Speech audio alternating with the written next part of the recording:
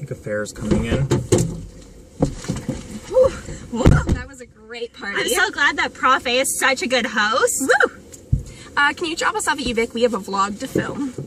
You have entered political deconstruction cash cab. We have 38 blocks to your destination. This is a special edition of Cash Cab where we further the argument of the journal article, The Apocalypse Strain in Popular Culture. Are you guys ready to start? Yes! Yay! Okay, first question.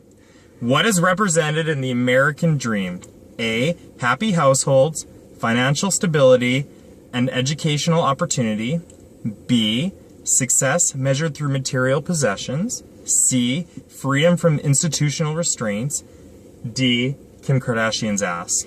I'm sure Kim K's ass is in a lot of Americans' dreams. I know that the American dream used to be portrayed in Hollywood as answer A, financial stability, cohesive families, and post-secondary education.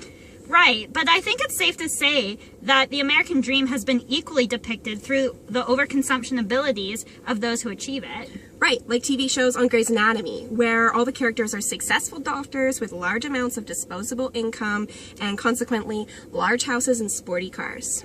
Or like Gossip Girl, even the poor characters from Brooklyn are in that show live luxurious lifestyles. I was thinking though, the types of shows that have been more popular lately seem to have a different pattern. They're all kind of dark and spooky. For example, The Walking Dead and Lost.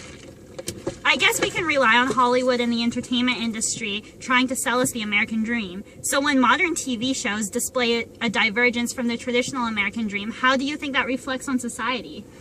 I think that people are losing faith in the institutions that once provided a foundation of the American dream. Mm-hmm. The legal, banking, government, healthcare, and education systems have all been under such scrutiny lately. And now the entertainment industry is trying to remove them from the American dream. Yeah, it's almost as if the entertainment industry is banking on this new negative perspective of society where everyone is critical. TV shows offer an escape from the dangers of institutions. Okay, I think we have arrived at answer C then. Yes. Thank you, ladies. This question does not have a wrong answer. It was only asked to achieve a sense of understanding for the American ideals portrayed through pop culture. Cantor argues in the essay that the American dream has indeed transitioned to the American nightmare. Pop culture is now all about providing an escape from reality and all the institutions that restrict Americans. So yes, you were correct. Woo! Woo! All right, let's go on to question 2. We have about 31 blocks left. In what decade did we see the rise of product placement and consumerism? A, the 1960s, B, the 1980s, C, the 2000s, D, the 1990s. I'm not sure, but I want to say the 2000s. I think so too. I just noticed it more, especially with reality TV like American Idol, which constantly make references to Coke and Ford. Yeah, I just read an article that compares The Walking Dead as a commentary on consumerism. I think that it talks about when you have everything taken away, all you have is your survival instincts, then we are just flesh and bone. Okay, so let's go for the 2000s. I'm sorry, you were incorrect. The answer is the 1980s. Yes, yes, rich people have been portrayed in movies earlier in the decade, but earlier than this decade, but it wasn't until the 1980s Reagan era did we see the increase in product placement and the portrayal of the rich yuppie lifestyle. Think E.T. with Coke and Reese's Pieces. Also the change from storyline-driven movies to movies with big budgets, like Star Wars and the Indiana Jones franchise. Okay. Question 3, and we have about 23 blocks to your destination. What famous character switched from his favorite martini to Heineken? A, Tom Cruise in Mission Impossible franchise. B, Jason Statham in the Transporter franchise. C, Brad Pitt in the Oceans franchise. D, Daniel Craig in the Bond franchise. I'm sorry, I don't really watch action movies. I do, and it's definitely D, Daniel Craig. The movie made 7 figures even before it was out. The sponsors paid big dollars to be in that movie. I think it made around $150 million of the budget, was thanks to sponsors like Coke, Sony, Omega, and Ford. Michaela? D, Daniel Craig. Jade, you are correct. Apocalypse movies teach us about counter-consumerism, and older movies teach us about values centered around the family. Product placements teach us what we want to be and how it will make us look. Yeah, your worth is often measured by the material items that you possess. That's why in Hollywood we're constantly bombarded by images of products over and over again. I was at the new Avengers movie where there was a scene where they were showing information first on their Samsung phone, and then they put it on their Samsung tablet, and then they put the information on their Samsung TV. And when it wasn't Samsung, the movie was showing long shots of Acura.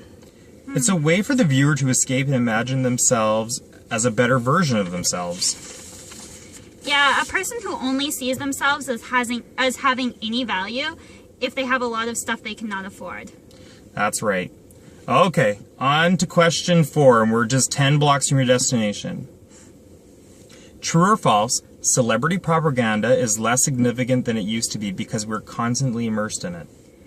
I agree that we are increasingly subject to celebrity propaganda. Many social media mediums, especially Instagram, offer insight into that celebrity lifestyle.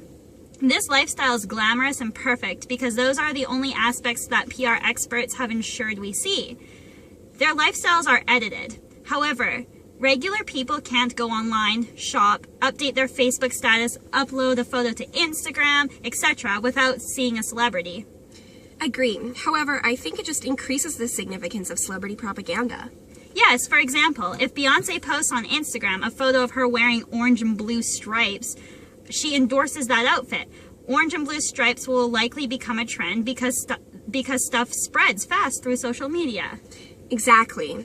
We live in a society where people rely on celebrities to indicate what they should wear and consume. Social media reassures that regular citizens have the potential to be like a certain celebrity. But only as long as they buy and consume the same products as that celebrity. So, our answer is false. Congratulations, ladies. Woo! We have now reached your destination. Woo! Thank you. Thank you. Okay, have a good night. The overreaching purpose of this question was to investigate a conversation about the portrayal of the American dream through pop culture. Paul Cantor argues that recent TV series have displayed apocalyptic nightmares where material prosperity and security is shattered. Although the ideals of the American dream have progressed to a scenario where traditional institutions are decreasing in power and influence, Jade and Michaela displayed in their discussions that consumerism is still very prominent in pop culture. The influence of product placement and celebrity endorsements still overpowered the new American ideal of rugged individualism, freedom, independence, and self-reliance. However, time could possibly determine a shift in the American dream theme. And that has been Cash Cab. Thank you very much.